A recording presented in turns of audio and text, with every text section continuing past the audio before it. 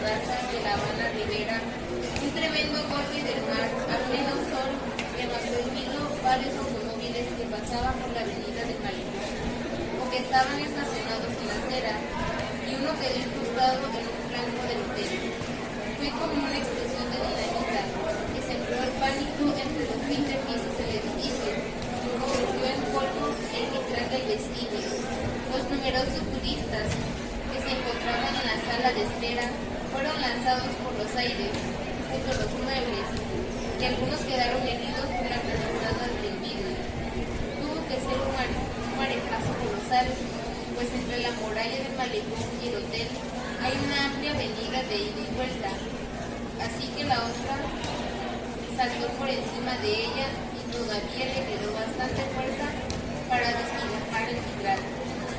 Los alegres voluntarios cubanos, con la ayuda de los bomberos, recogieron los destrozos en menos de 6 horas, clausuraron la puerta del mar y habilitaron otra, y todo volvió a estar en orden. Por la no se había ocupado nadie del automóvil incrustado en el muro, pues pensaban que era uno de los estacionados en la acera, pero cuando la grúa lo sacó de la tronera, descubrieron el cadáver de una mujer amarrada en el asiento del conductor con el cinturón de seguridad. El golpe fue tan brutal que no quedó un hueso entero. Tenía todo el rostro desbaratado, los botines descosidos y la ropa esmaltada, y un anillo de oro en forma de serpiente con los ojos esmeraldas. La policía estableció que era el alma de llaves de los nuevos embajadores de Portugal. En efecto, había llegado con ellos a La Habana 15 días antes y había salido esa mañana para el Chicago, manejando un automóvil nuevo. Su nombre no me dijo nada cuando leí la noticia en los periódicos, pero en cambio quedé intrigado por el anillo en forma de serpiente y los ojos de esmeraldas. No pude averiguar, sin embargo, en qué dedo lo usaban. Era un dato decisivo, porque temí que fuera una mujer inolvidable, cuyo nombre verdadero no supe jamás. Usaba un anillo igual en el índice derecho, lo cual era más insólito aún aquel tiempo. La había conocido 34 años antes en Viena, comiendo salchichas con papas hervidas, bebiendo cerveza de barril en una taberna de estudiantes latinos.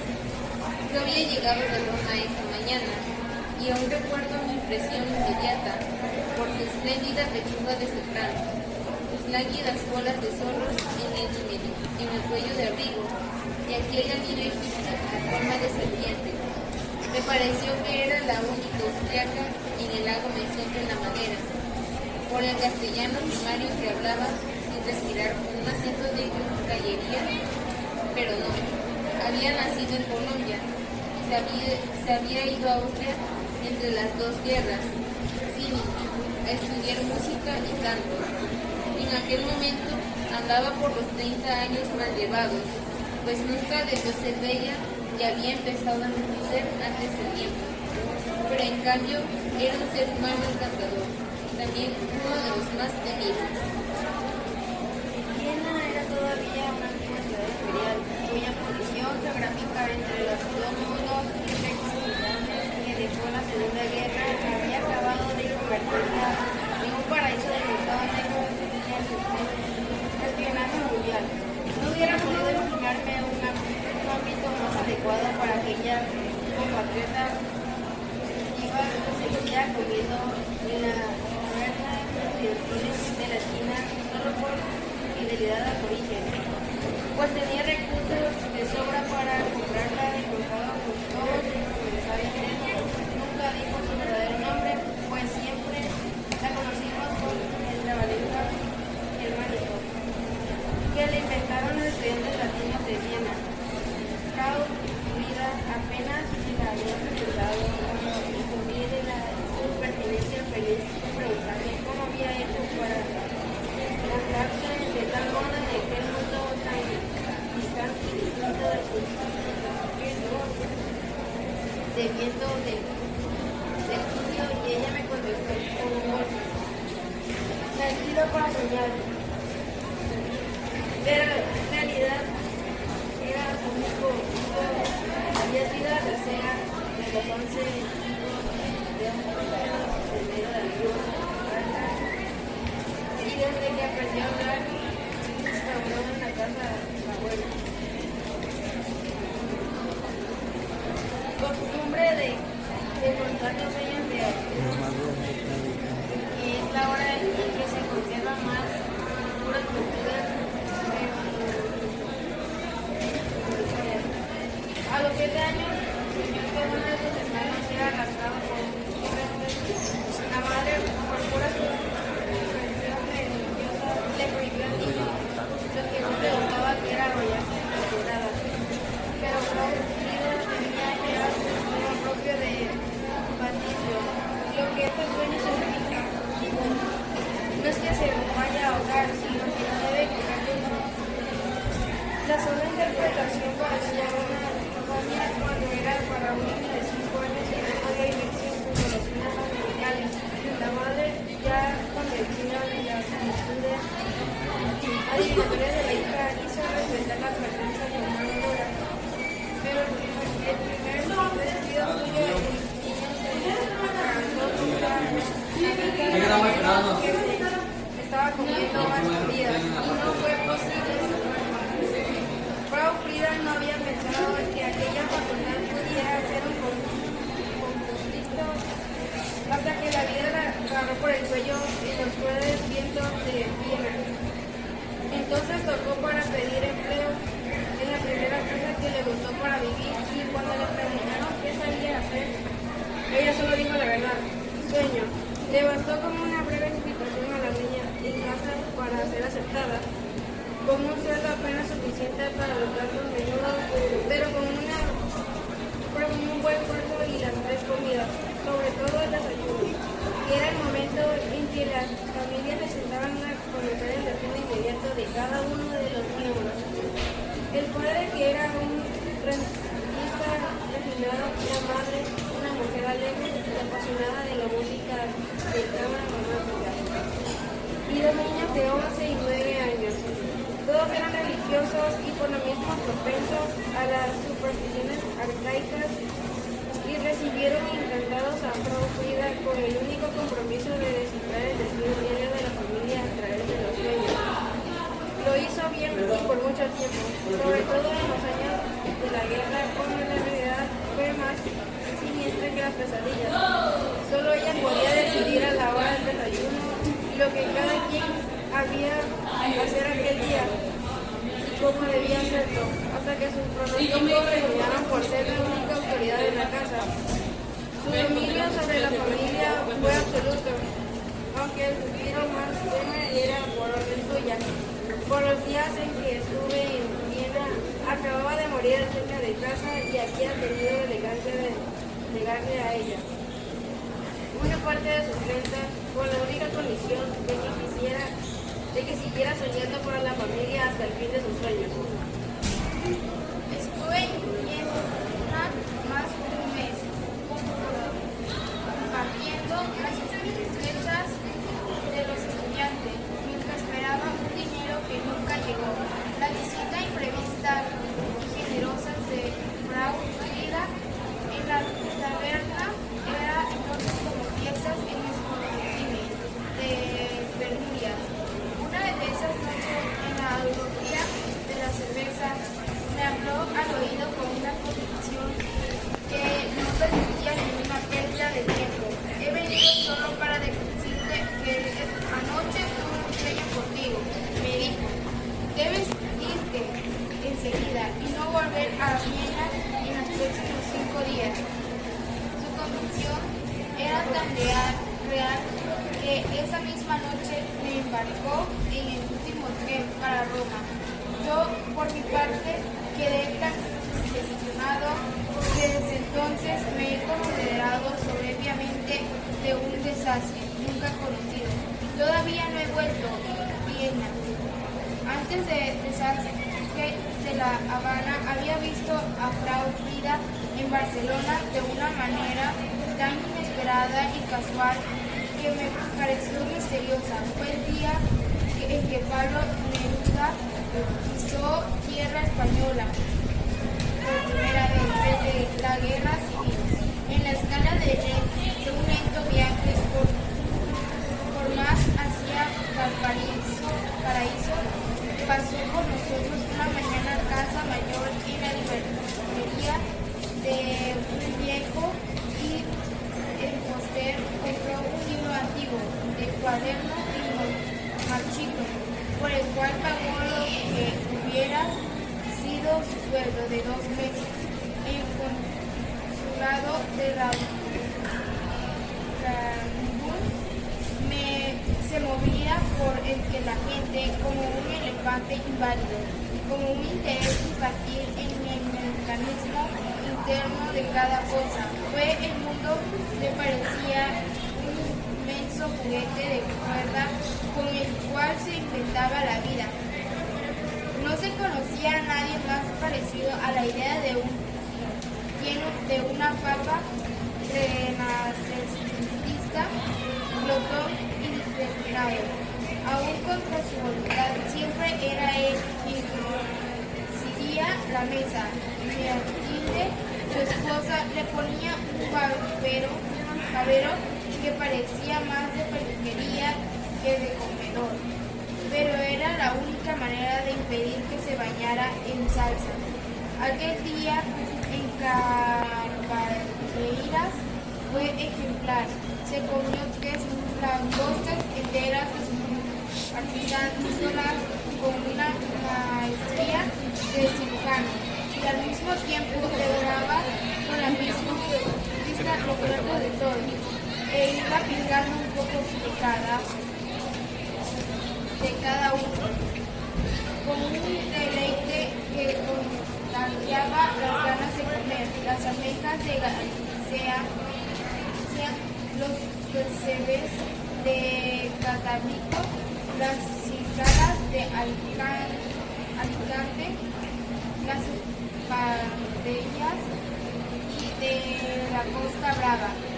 Mientras tanto, como los franceses solo hablaban de otras exquisiteces de cocina y en especial de los mariscos prehispánicos de Chile que llevaba en el corazón, de pronto dejó de comer afinosos apenas de hidrogravante y me dijo en voz muy baja: alguien detrás de mí que no me deja de mirarme.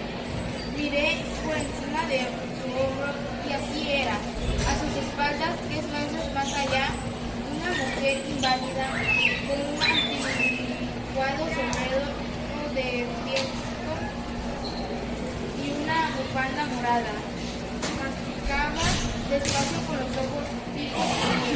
Le reconocí en el acto. Estaba envejecida y gorda, pero era ella, con el anillo de serpiente y el índice. Viajaba desde Nápoles en el mismo barco que Merida, pero no se había visto a bordo. Le invitamos a tomar el café en nuestra mesa y la induje a hablar en porteño para sorprender al poeta. Él no le hizo caso, pues planteó desde el principio que no creía en adivinaciones del sueño. Solo la poesía es clarividente, dijo.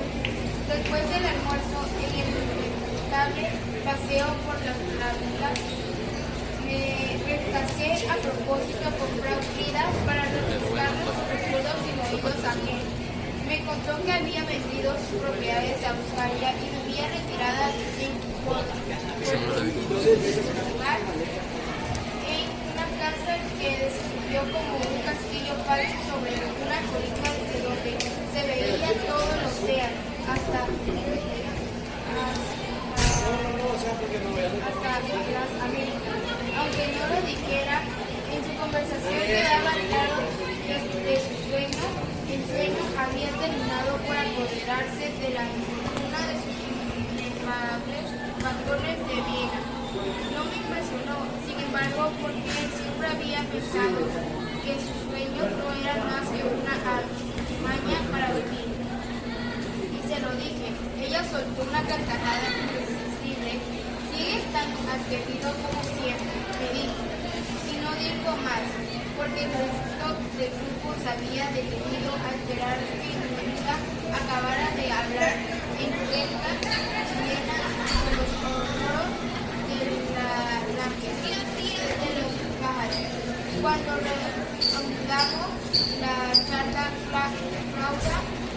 confundida, había cambiado de tema. A propósito me dijo, ya puedes volver a Viena. Solo entonces caí en la cuenta de que había transcurrido 10 años desde que nos conocimos. Aún si tus sueños son falsos, jamás volveré.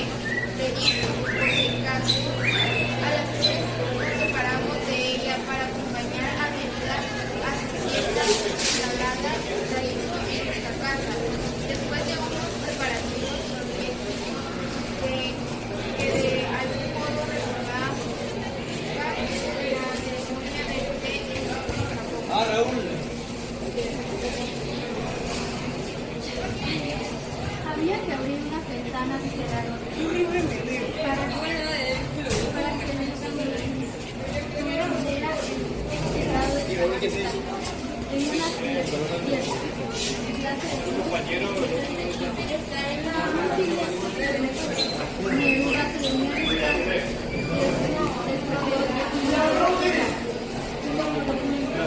cuando menos pasábamos, apareció una sala restaurada y con el monograma de la almohada impresa en la cocina. Soñé con esa mujer castaña, Matilde, y se podía entrar en el sueño. Soñé que ella estaba soñando conmigo.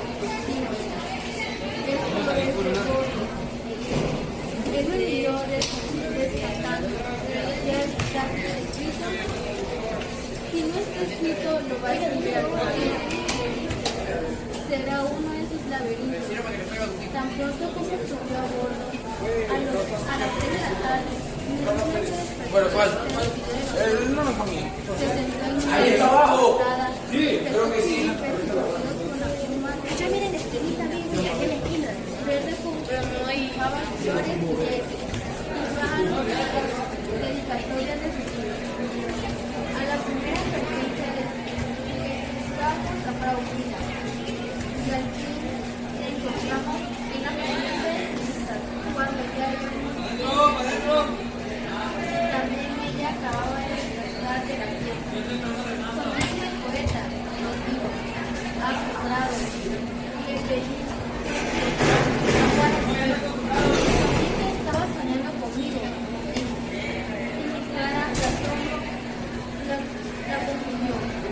¿Qué quieres? A veces, entre tantos sueños se nos cuela uno que no tiene nada que ver con la vida. No volví a ver cómo levantarlo.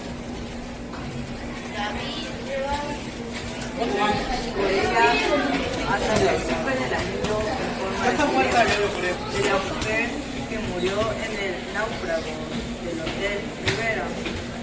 Así que no resistí la tentación de hacerle preguntar al embajador portugués cuando coincidimos meses después en una recepción diplomática.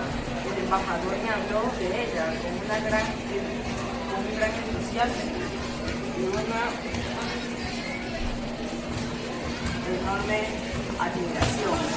No se imagina lo que extraordinaria que era. Usted no habría resistido la tentación de escribir un cuento sobre ella.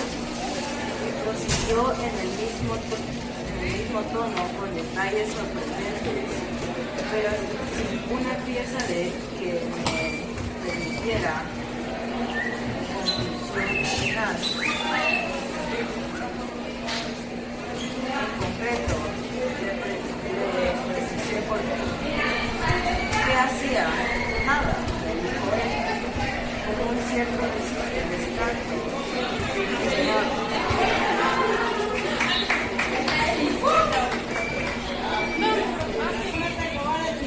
Pudimos comprender el equipo sobre este libro fue la comparación entre la vida real y la fantasía, lo que puede ser en el mundo real y lo que nosotros podemos imaginar a través de los sentimientos, como el amor, la fe. Cada uno lo que experimenta con sus propios sentimientos se puede convertir en fantasía e incluso hacemos ilusiones de algo de lo que existe. Este video fue presentado por Urbina Pérez, para el Mendoza, Valeria Torres. y yo no tengo que